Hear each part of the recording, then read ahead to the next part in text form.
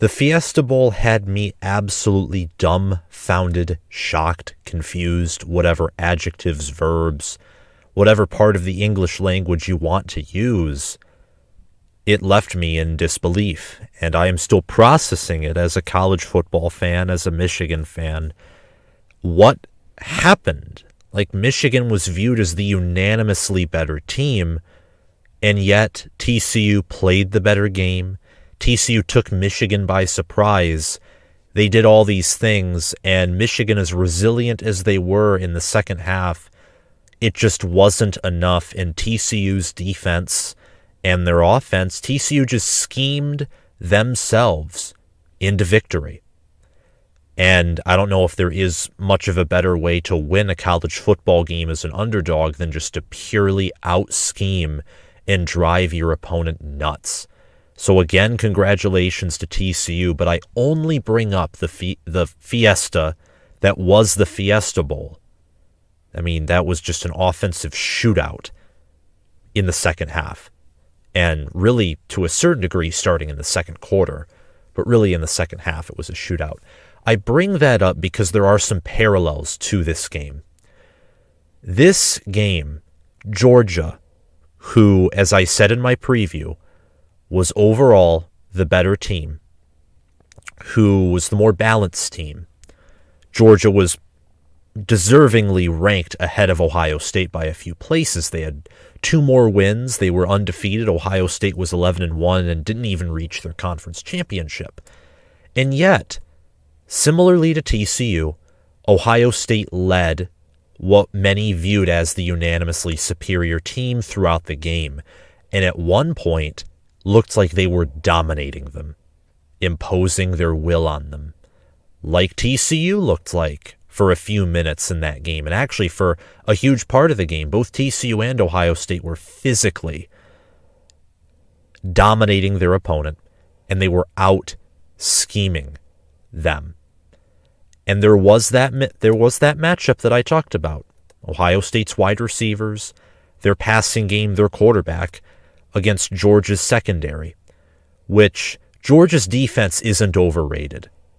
It's one of the better defenses in the country. The problem was it was presented with a matchup that very much favored the Buckeyes. And Georgia's defense is one of the best defenses in the country, but the problem is Ohio State's passing game, when it's humming, is by far the best passing game in the country. And Georgia's defense, for as elite and as great as it is, has a fatal flaw. The only defense in college football that doesn't have a fatal flaw is Iowa. That's it. And the problem with Iowa's defense is, since they're on the field for 40, 45 minutes a game, they eventually break down because of how bad the offense is. Michigan's fatal flaw is the run game and dual-threat quarterbacks. We learned that yesterday. What we learned yesterday for Georgia is their fatal flaw is their secondary. Keely Ringo, Christopher Smith, Malachi Starks, all these names of guys who are, 4, 5-star talent, many of them reviewed as NFL prospects. Georgia's defense isn't overrated, but their secondary, morbid.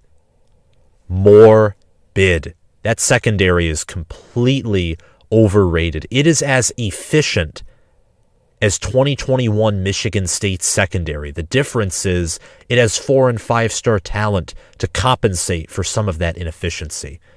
CJ Stroud for most of the game had above a 200 passer rating. He averaged more than 10 yards per pass attempt. He had 4 passing touchdowns. He had similar numbers to what he had against Michigan State's secondary this year and last year. He had greater numbers for most of the game than he did against Indiana, which Ohio State won 56-14. It was insane. And CJ Stroud used his legs too, and Georgia's defense had a hard time defending that. But the problem, of course, was Ohio State's defense. And the problem was, for Ohio State, Georgia didn't break. Now, Georgia flinched, but Georgia overall didn't lose their mind. There's a difference between flinching and panicking. Georgia definitely flinched. The 1 interception by Bennett, the 3 dropped interceptions by Ohio State's secondary. Bennett and the passing game for Georgia, it was very boom or bust. Very boom or bust. And the run game for Georgia at times was inconsistent, but Georgia, they called the correct play calls, they schemed the correct things, they did everything they could to achieve victory.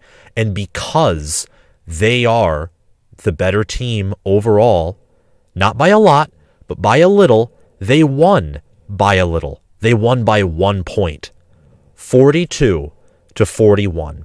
And you know what? There are probably several alternate universes where Ohio State blows Georgia out and where Georgia, meat grinds Ohio State. But at the end of the day, this was one of the more entertaining playoff semifinal games as well. Georgia came back on their home field. I mean, Georgia and Michigan were viewed as the unanimous, essentially top 2 teams in the country. Similar build. Georgia just had more 5 stars. They had the better head coach. You know what the main difference between Georgia and Michigan is? And as a Michigan fan here, as someone who's watched these 2 teams, and looking at the fact that Michigan manhandled Ohio State, and Ohio State at a point looked like they were going to manhandle Georgia, Michigan versus Georgia, it might go Michigan's way this year if they matched up on a neutral field. But we will never know that. Michigan might have the higher ceiling than Georgia. But Georgia has something that Michigan, frankly, didn't have against TCU. They had resiliency. Georgia, they just kept doing what they had to do. They schemed wide receivers open. Arian Smith, 3 receptions for nearly 130 yards and a long bomb of a touchdown. Georgia ran the football well. Stetson Bennett wasn't as effective of a scrambler, but Georgia did what Michigan did against Ohio State, and it worked. They averaged 5.2 yards per carry on the ground. They had 2 rushing touchdowns. They had a long rush of 52. They had another of over 20. Kendall Milton, Dejon Edwards, and Kenny McIntosh their running backs averaged 7 yards per carry or more. It was Stetson Bennett's poor scrambling and him being sacked that dropped those numbers down. Georgia's running backs had success all day. And the boomer bust passing game, when you pair that with a run game that it was hard to stop that run game, overall that led to offensive success. And Georgia left points on the field with 2 missed field goals by Jack Podlesny, who's one of the more accurate kickers in the country, did not have a good outing. Both kickers of both teams, I would say, succumbed to the pressure of the moment. So I'm not going to sit here and tell you that the moment was too big for Ohio State necessarily, or that they were mentally weak. But Georgia was mentally and physically tougher at the end of the day, and that's why they won. And Ohio State, it could have very well easily went the other way. CJ Stroud was the better quarterback. Georgia had the better running backs and tight ends. Marvin Harrison Jr. was just fantastic. He made Georgia's corners, safeties, whoever he was matched up with, he made them look like a corpse. It was a phenomenal game. 7-7 in the first quarter, 21-17 in favor of OSU in the second, 10-0 in favor of the Buckeyes in the third. But in the fourth quarter, Georgia scored the most points it did in any quarter all day, 18, and Ohio State scored the least amount of points in 3. At the end of the day, Georgia was more resilient. They pushed through. They survived. And listen, OSU outgained Georgia in TOP by 5 minutes. They had 2 more first downs. They won the turnover battle. Georgia outgained Ohio State in total yards, which is something that I was not accurate about in my preview video. Ohio State was better on third down. They were 4 of 12. Georgia was 2 of 10. That Brock Bowers fourth down conversion, as controversial as that might have been, that followed the rules. Because as long as your body is not touching out of bounds, but another part of you is in bounds, you're still considered in bounds.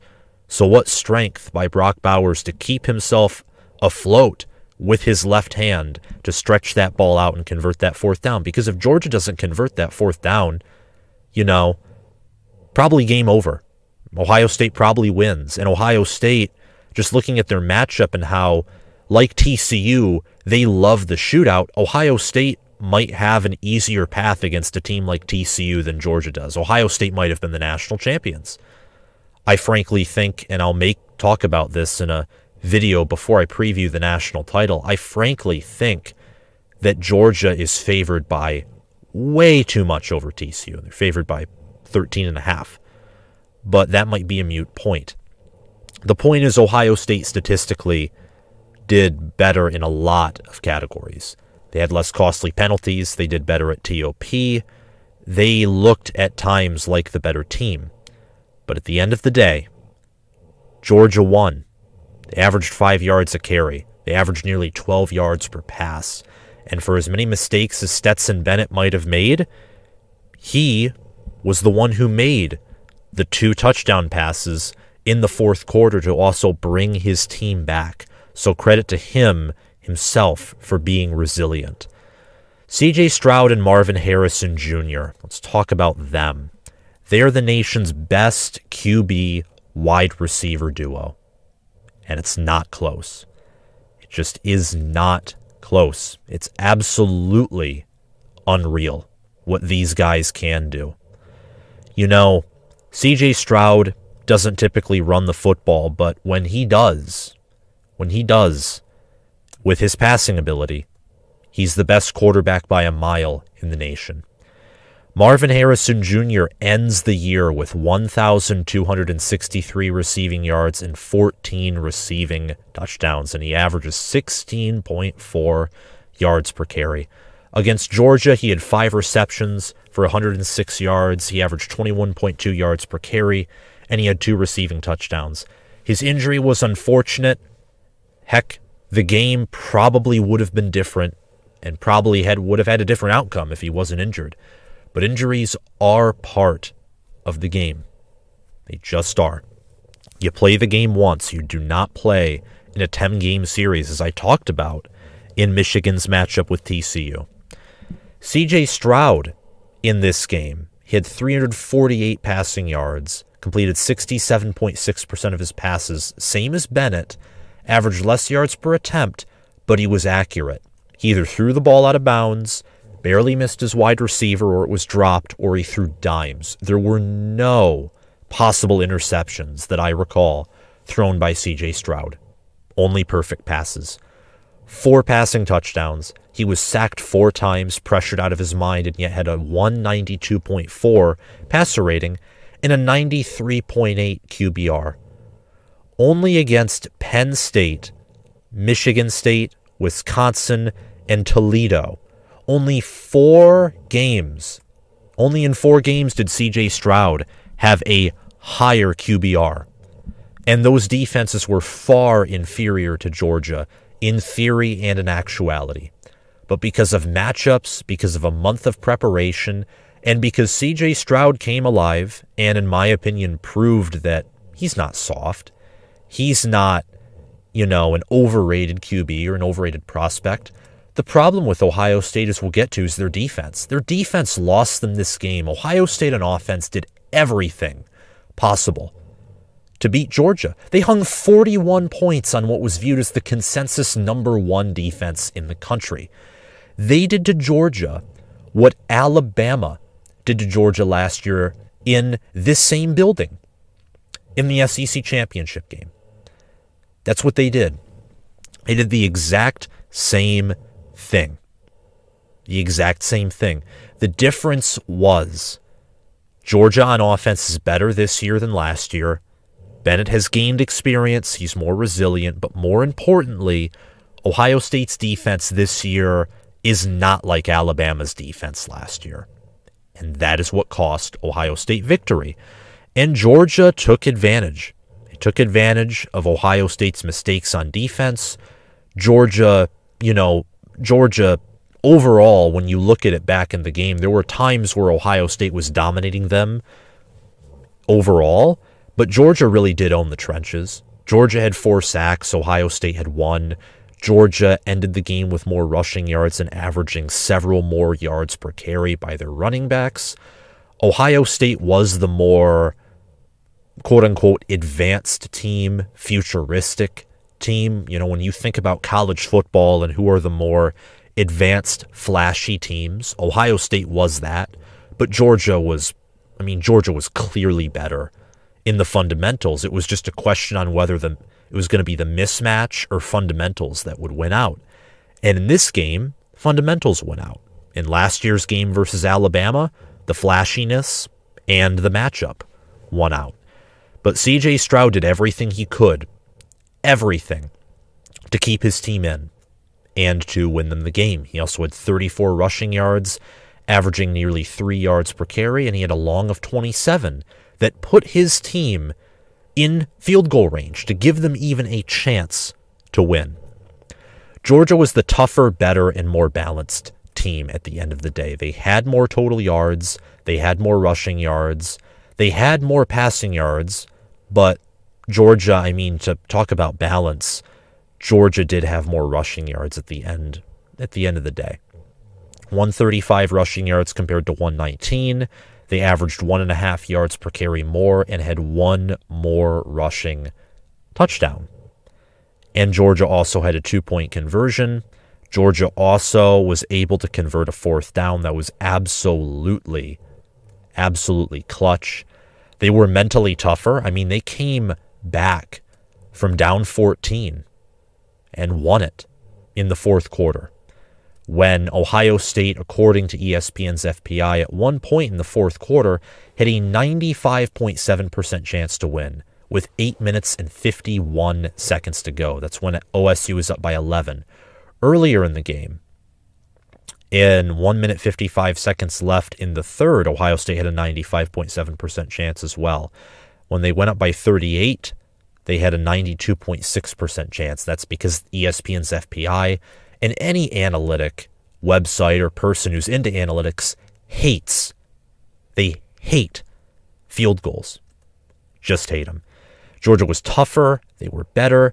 They were more balanced. I'm not necessarily going to say that they outcoached Ohio State on the field, but they outcoached them off the field because instilling the toughness and resiliency they had, which Ohio State lacked, which Michigan lacked in the Fiesta Bowl, in which even TCU has lacked at times this year, just shown by the fact that they lost a game and Georgia hasn't.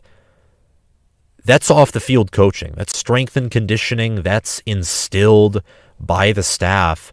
Off the field, Georgia has just, they built a team that's resilient. This team is not better than last year's Georgia team, that's for sure. But I will say, this team's probably more resilient than last year's Georgia team, despite not having the same talent on defense, despite overall, I think, being an inferior football product and not having the same ceiling. They're more resilient. And they're 14-0. They could be and are favored to be by a wide margin. They're favored to be 15-0. So congratulations to Georgia for a hard-fought win. The resiliency that I saw, one, I loved it because it's college football.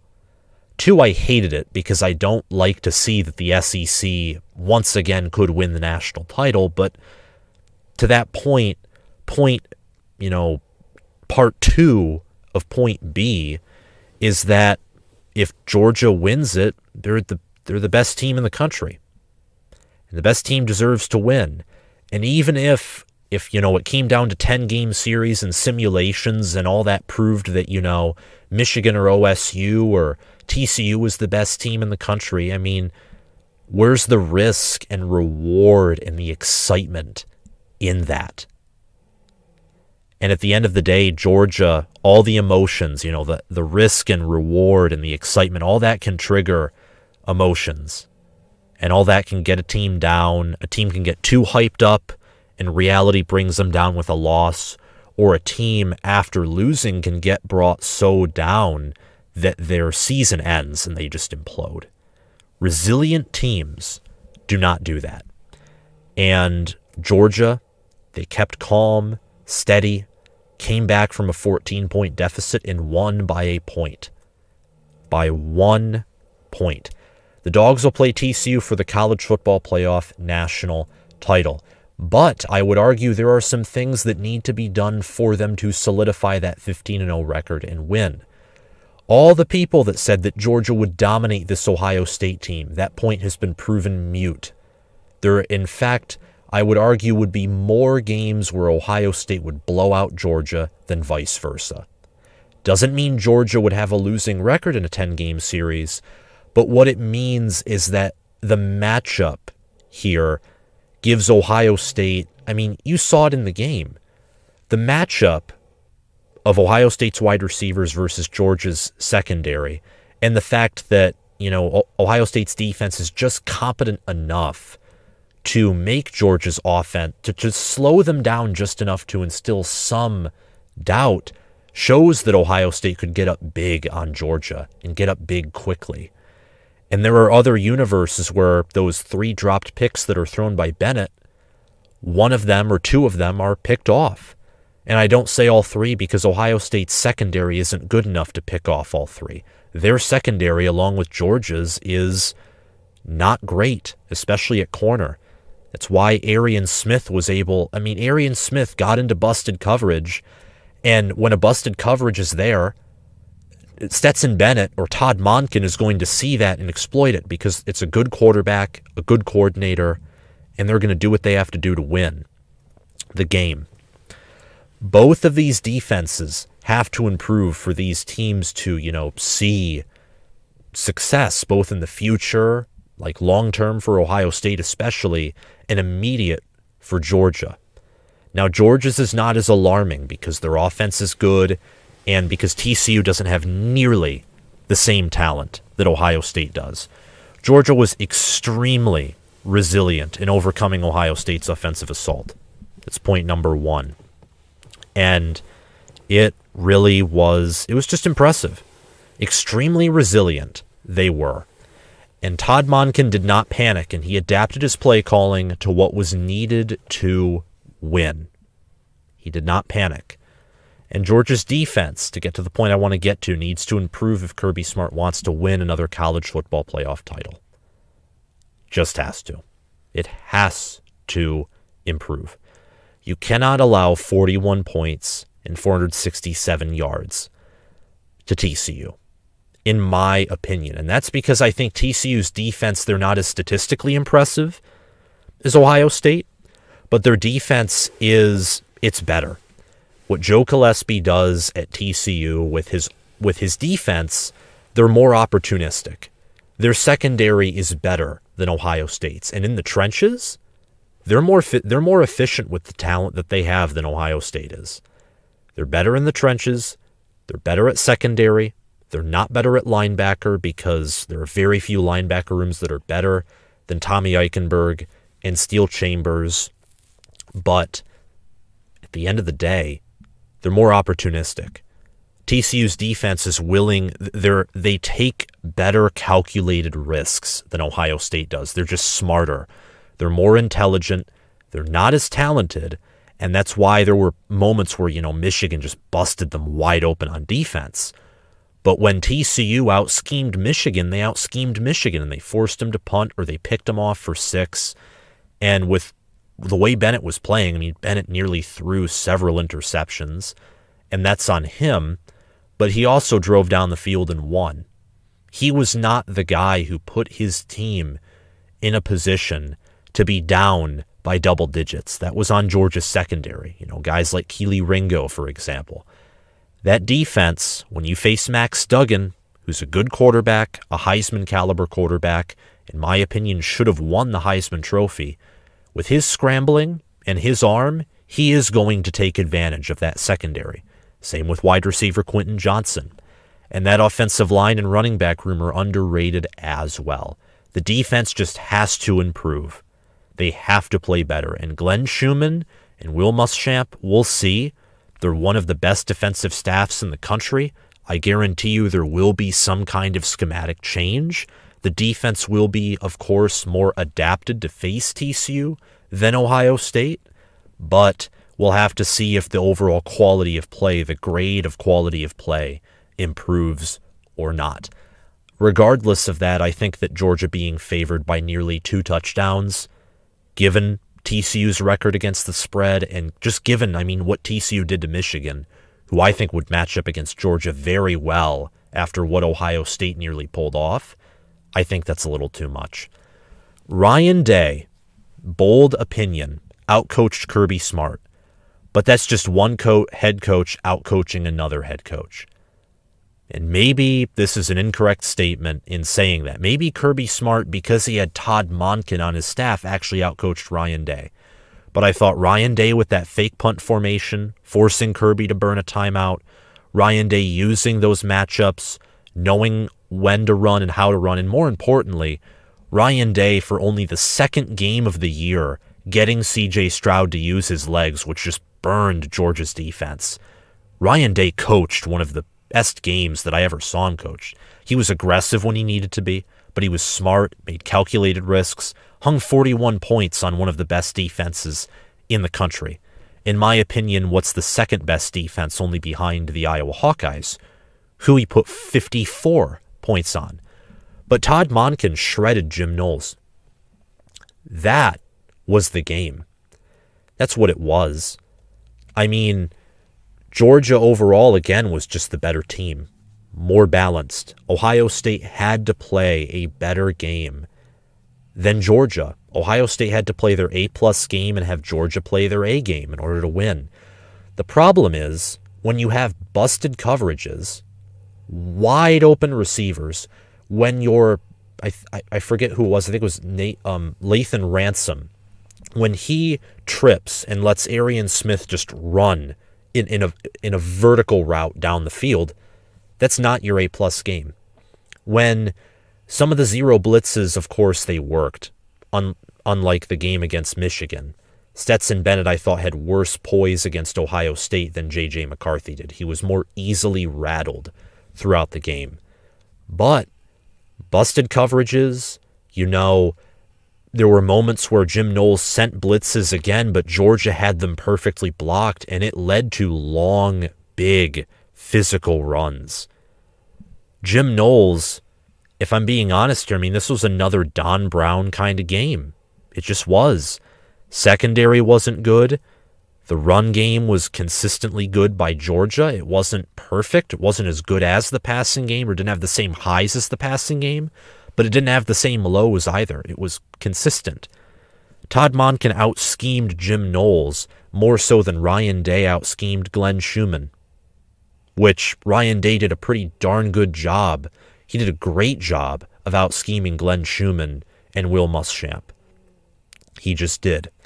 And really, you look at it, the 2-point conversion, that's what won. That's what won Georgia the game. Otherwise, it would have been tied. It would have went to overtime. And who knows? This game really was the flip of a coin. This game was so much more, as predicted by the computers, a flip of a coin. This game could have went either way. And you can say that about any game. But TCU, Michigan, it was, bigger halftime deficit. Michigan made the comeback, and in that second half, Michigan was clearly the better team in the second half. I guarantee you, in this game, in the Peach Bowl, a 10-game series would be closer to 5-5, whereas in the Fiesta Bowl, TCU or Michigan ends up winning 7 or 8 out of those 10 games. This game was a flip of a coin. And at the end of the day, it just fell to Georgia, who was overall the better team because they won. They were more resilient. They came back. What a comeback to go from given less than a 5% chance to win and winning, going against all of the odds in the fourth quarter when you don't even have the full fourth quarter to win. You're down by 11, and you flip the script and win. And CJ Stroud is the nation's best QB when he uses his legs. That man is tough, and he's elite.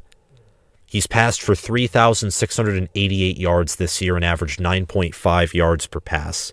He wasn't used as much as last year through the air because Ohio State wanted to establish more of a ground game, and he statistically regressed compared to last year. But let me tell you something. This game, he had a bigger moment. This was his best game of his career. This game was. He faced a defense that has a level of talent that he has never faced in his life. The level of talent that is on this Georgia defense is close to some NFL teams. And that just shows you how good last year's Georgia defense was. Last year's Georgia defense might have been better than some NFL defenses. Georgia lost all that production, and their defense still is littered with NFL talent this year. And Stroud tore it apart. From the outside, he battered it. He hit it with a bat and broke it. And on the inside, he cut them into a million pieces. He had nearly a 200 passer rating. And CJ Stroud actually ran the ball this year. Stroud in this game, it almost makes me sad because I've loved him as a quarterback. I'm a Michigan fan, and he's a good player. He's a good man. And watching him play, I mean, him and Bennett both, they have stories. And it's almost sad to see that, CJ Stroud has given this game his all, just like Bennett has. They've both put in the work. CJ Stroud, yes, he could have done some things differently this year, like any player could have. But he gave it his all. His team, he did everything he could to put them in a position to win a national title. And it wasn't enough. Bennett might have 2 national titles. He might. And Bennett, the difference between Bennett and Stroud outside of talent level, but just the difference when it comes to a supporting cast perspective, is Bennett has a defense. Bennett can make mistakes. CJ Stroud can't make mistakes. There is no grace in his failings, both on the field and from the Ohio State fan base. There isn't. He doesn't have a defense that can stop an offense that performs at just even a great level. You don't have to have an elite offense to hang 30, 40 points on this Ohio State defense. You just don't. And that's where, even as a Michigan fan, but also more importantly as a Big Ten fan, I feel pain in watching this game. Stroud is the best quarterback in the college football playoff, and Stetson Bennett is, by this game, proven to be the worst quarterback in the college football playoff. The difference is one has the best defense in the college football playoff, one has the best head coach, and probably the best staff, or at least the second best staff. The other has a team that is not necessarily primed with the same mental toughness that he as a QB has, and he has the worst defense in the college football playoff. TCU statistically is worse, but just look at the playoff game. They're more opportunistic. They're more boom or bust, and they take calculated risks. So there's a lot of questions regarding Jim Knowles and the Ohio State defense, but if they can figure out their defense, which from what I understand returns tons of production, this team will be nasty in 2023. You still have Brian Hartline on the staff, who part of me assumes he'll be promoted to the vacant OC position now that Kevin Wilson's heading to Tulsa to be their head coach. Ryan Day will still be there. Ohio State's still recruiting at a high level, and I imagine they will use the transfer portal to get some guys, whether it is on offense or defense. Plus, Travion Henderson will be back, and a running back room that's been plagued with injuries could be the best running back room in the country heading into 2023. It's painful if you're a Buckeye fan. If you're a Georgia fan, you survived one of the best games you'll ever witness in your lifetime, and you got to say that you won it. So congratulations to Georgia. Both of these teams will be top 10, I think top 5 teams in 2023 as well. Thank you guys for watching. If you liked this video, hit that like button, hit the subscribe button, click the notification bell, and comment your thoughts on this game down below. And if you're listening to Spotify, make sure to follow the channel. See you guys later.